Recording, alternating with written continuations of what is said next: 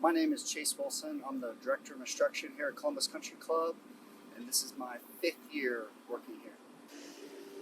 There's a few key things that have helped me over the years. I would say starting with being very disciplined, having a great game plan and sticking to it. And part of that is just your process, making sure that you have a pre-round routine, making sure that you have a pre-shot routine, and then that way you can consistently kind of evaluate your shots. One thing that has really worked for me over time is I've played my best golf bogeying the first hole. Some of my best rounds have come out of that. So I get mad after I bogey the first hole. So there's times where going into a big final round when I'm in contention, I'll think of little things that have kind of upset me just to try to get me started into a better place so I don't have to bogey the first hole. I would say driving is the most affected by pressure. I have a tendency not to finish my golf swing. People are so unique that, if I asked you the same question, it might be putting, the next person it might be chipping. You have to find that key that works for you. And that's a big reason why golf lessons are effective. That's a big reason why putting yourself in the situations of under pressure is very important to learn about yourself. But what has really helped me is just in my pre-shot routine, I put a lot of emphasis on finishing my golf swing. And that's been huge because when I finish, I tend to drive it a lot better versus kind of quitting on it. So I have a very consistent routine before the round. So I'll arrive about an hour and a half before the round. I make sure to hit some chips and putts first, and I hit the range last leading up to playing the round of golf. So I'll step on the range about 40 minutes before the round. I would say the most important thing for me dealing with pressure and dealing with high pressure situations is breathing.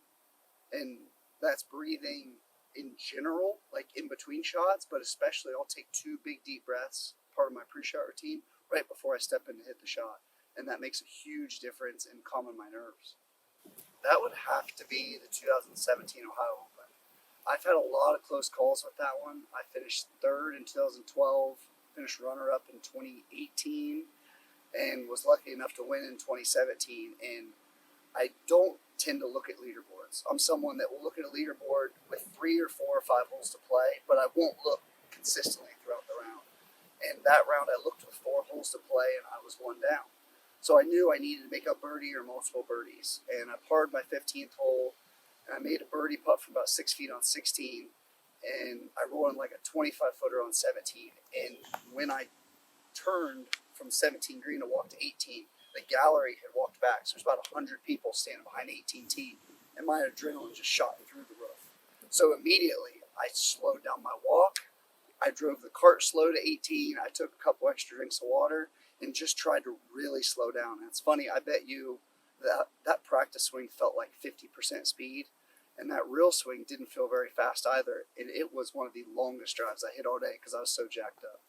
Play as much competitive golf as you can. Make your practice competitive. So have competitions on the chipping green, on the putting green. When you go to play for the loser has to do 20 push-ups, or play for a Gatorade. The winner gets a Gatorade. All those things are super valuable in helping create that tournament environment and that feeling that you get.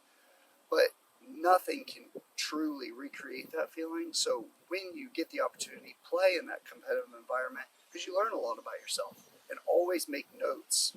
That way that you can consistently try to improve upon the little things that you felt like you didn't do up to your ability.